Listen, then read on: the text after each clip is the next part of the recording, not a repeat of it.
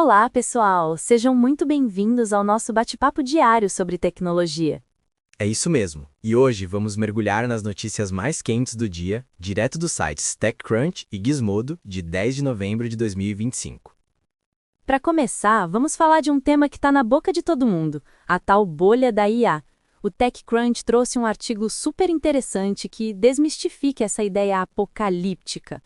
A matéria sugere que uma bolha, tecnicamente falando, é apenas uma aposta econômica que se mostrou grande demais, gerando mais oferta do que demanda. O ponto-chave aqui é que não é um cenário de tudo ou nada, e que até boas apostas podem dar errado por causa de uma má execução. Exatamente. E o que torna a bolha da IA tão complexa é o descompasso entre o desenvolvimento rápido do software de IA e a lentidão da construção e infraestrutura dos data centers. Pensa bem, construir um data center leva anos e, nesse meio tempo, muita coisa muda. A cadeia de suprimentos é tão fluida que é difícil prever quanta capacidade vamos precisar daqui a 5 anos. A questão não é só quanto as pessoas vão usar a IA, mas como vão usar e se teremos avanços em energia e semicondutores nesse período. E as apostas são altíssimas, com empresas como Oracle, OpenAI e Meta investindo centenas de bilhões. O artigo menciona que a Meta prometeu 600 bilhões em infraestrutura nos próximos 3 anos, o que é um número absurdo. E aí a gente vê a outra face da moeda, com uma pesquisa da McKinsey que mostra resultados mistos no uso real de IA pelas empresas. Quase todas estão experimentando, mas poucas em larga escala. A IA tem ajudado a cortar custos em nichos, mas o impacto no negócio como um todo ainda é limitado.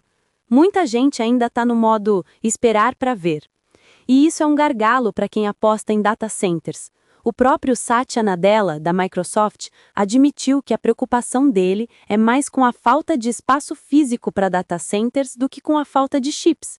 A infraestrutura física e a rede elétrica simplesmente não acompanham o ritmo da tecnologia. Sem dúvida. E o Google também está mergulhando fundo em IA, integrando o Gemini ao Google TV Streamer. Essa mudança substitui o Google Assistente e promete uma interação por voz muito mais natural. Imagina poder pedir algo como: gosto de dramas, mas minha esposa prefere comédias. Que filme podemos ver juntos? Ou: o que aconteceu no final de Outlander na última temporada? O Gemini também vai além de recomendações de entretenimento, podendo explicar conceitos complexos para as crianças ou guiar em projetos de faça você mesmo. Isso é muito interessante, né? A gente está vendo uma democratização do acesso a informações e entretenimento de uma forma muito mais intuitiva. E falando em IA aplicada, a Kaltura adquiriu a israelense eSelfie por 27 milhões de dólares. A eSelfie é especialista em avatares conversacionais, aqueles humanos digitais gerados por IA que podem interagir com os usuários. Eles têm um conhecimento técnico profundo em geração de fala para vídeo e reconhecimento de voz de baixa latência. Isso é um movimento estratégico da Kaltura para transformar a sua plataforma de vídeo em uma provedora de experiência de cliente e funcionário. Com a tecnologia da eSelfie, eles poderão oferecer agentes de IA que não só falam, mas também interpretam o que está na tela do usuário em tempo real. A ideia é ir além do streaming e criar experiências personalizadas e contextuais impulsionadas pela IA. Isso pode mudar a forma como interagimos com conteúdo corporativo, vendas, marketing e até educação. Pensa em um tutor virtual super inteligente ou um atendente de suporte que entende exatamente o que você precisa. E outro jogador que está apostando alto em IA criativa é a Gama. A startup, que promete matar o PowerPoint, alcançou uma avaliação de 2,1 bilhões de dólares e 100 milhões de dólares em receita recorrente anual. Eles criam apresentações, sites e posts para redes sociais gerados por IA. O modelo deles é bem interessante. Criaram um produto com uma trajetória de captação mais cautelosa e hoje tem um duplo unicórnio com apenas 50 funcionários. Isso mostra que o mercado de ferramentas de produtividade com IA está pegando fogo. E aproveitando o embalo da IA, a Wikipedia está pedindo para que as empresas usem sua API paga em vez de raspar dados. Eles querem garantir que o site continue sustentado financeiramente na era da IA. A ideia é que o conteúdo seja acessado de forma responsável, com a devida atribuição e, claro, através da plataforma Wikimedia Enterprise. A Wikipedia notou um aumento de tráfego de bots de IA que tentavam disfarçar sua atividade, ao mesmo tempo que as visualizações de páginas humanas caíram. A Wikipedia está em uma posição delicada, né? Preservar a integridade do conteúdo e, ao mesmo tempo, garantir a sustentabilidade financeira. E essa questão da coleta de dados por IA é algo que a gente vê se repetindo. A Amazon está enviando ameaças legais para a Perplexity sobre navegação agentiva. Parece que a regulamentação e as disputas em torno do uso de dados pela IA estão só começando. E saindo um pouco do mundo da IA, temos uma notícia preocupante no setor de micromobilidade. A Red Power Bikes está em risco de fechar em janeiro caso não consiga novo financiamento. Segundo um e-mail interno, a empresa está lutando para encontrar alternativas e pode ser forçada a encerrar as operações. Eles enfrentam desafios financeiros significativos, tarifas e um cenário macroeconômico complicado. A pandemia foi um impulso inicial, mas a queda na demanda e o excesso de estoque complicaram tudo. É triste ver empresas nesse setor passando por dificuldades. A Venmove, Cake, Super Pedestrian e Bird já passaram por problemas semelhantes. O mercado de e-bikes e micromobilidade parece que está passando por uma fase de consolidação e ajuste. Esperamos que a Red Power Bikes consiga encontrar uma solução. E em um tom mais positivo, os criadores de conteúdo no YouTube estão diversificando suas fontes de renda e não dependem mais apenas da receita de anúncios. O artigo mostra como personalidades como MrBeast estão construindo verdadeiros impérios, com linhas de produtos, lanches, parques temáticos e até planos de entrar no mercado de telefonia móvel e serviços bancários. Isso é um reflexo da evolução do marketing de influência e da própria plataforma. Pessoas como Emma Chamberlain, com sua marca de café, e Logan Paul, com a Prime, mostram que a influência digital pode ser convertida em negócios massivos. Eles se tornaram empresas de mídia verticalmente integradas, com negócios paralelos que crescem de forma mais sustentável. E no caso de alguns, como o MrBeast, esses negócios paralelos já superam a receita do próprio canal do YouTube. E falando em novas plataformas e interação, o Google Maps está lançando ferramentas de IA para criar projetos interativos. Com os modelos Gemini, os desenvolvedores e usuários poderão criar tours virtuais, mapas de visualização de clima e até listar hotéis pet-friendly apenas descrevendo o que querem.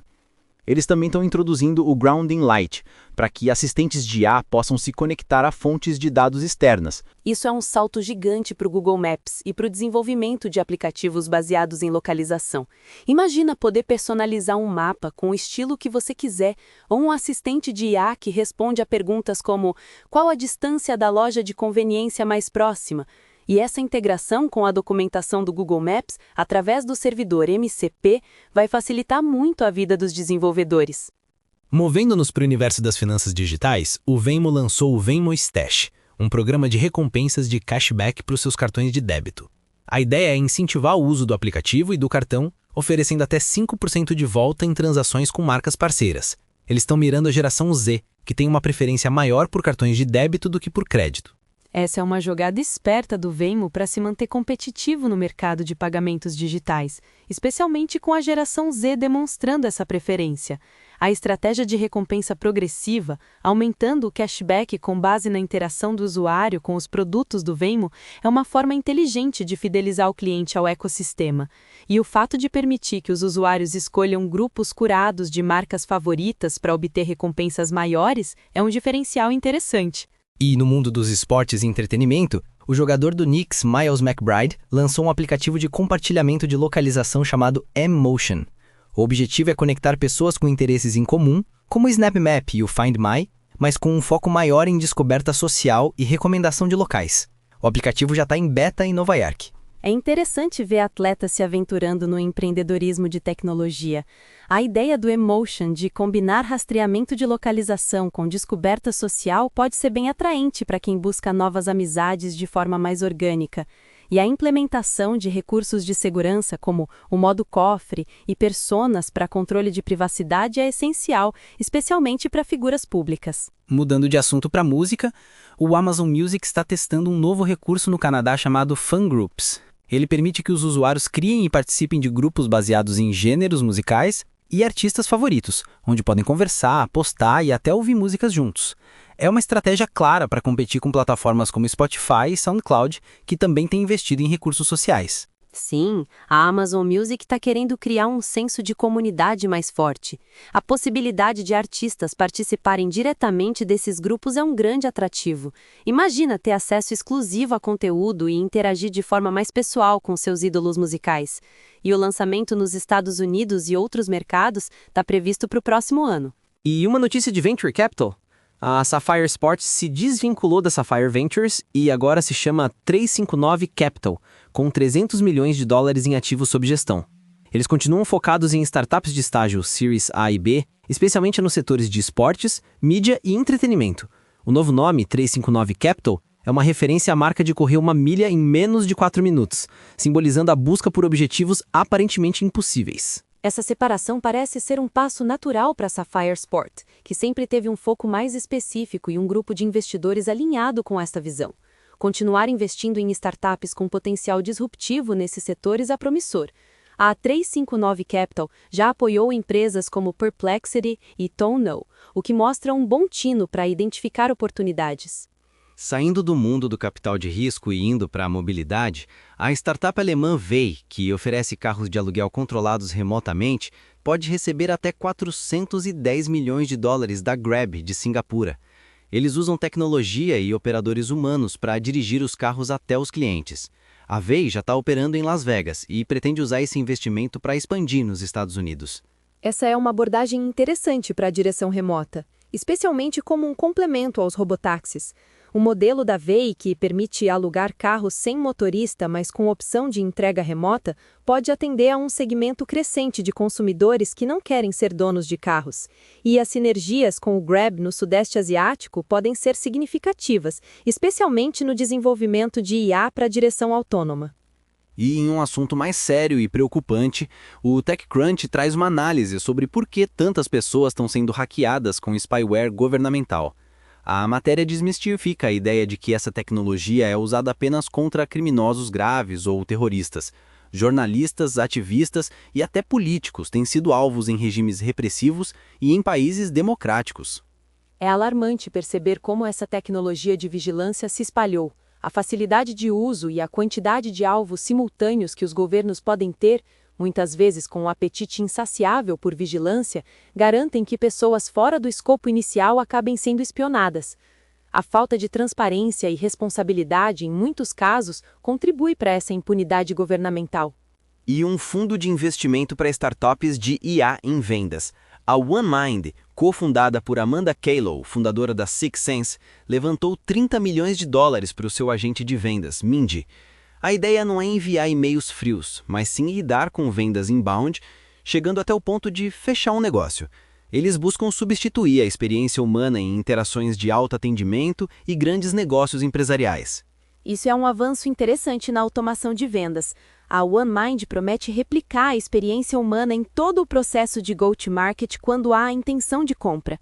A utilização de IA determinística para limitar alucinações e a capacidade de treinar o agente com uma vasta base de conhecimento são pontos fortes. Ver empresas como HubSpot e LinkedIn usando essa tecnologia já demonstra o potencial. E a Scribe, que ajuda empresas a documentar fluxos de trabalho, alcançou uma avaliação de 1,3 bilhão de dólares com uma nova rodada de financiamento. O objetivo agora é acelerar o lançamento do Scribe Optimize, uma plataforma que mapeia fluxos de trabalho para identificar onde a automação e a IA realmente vão trazer retornos significativos.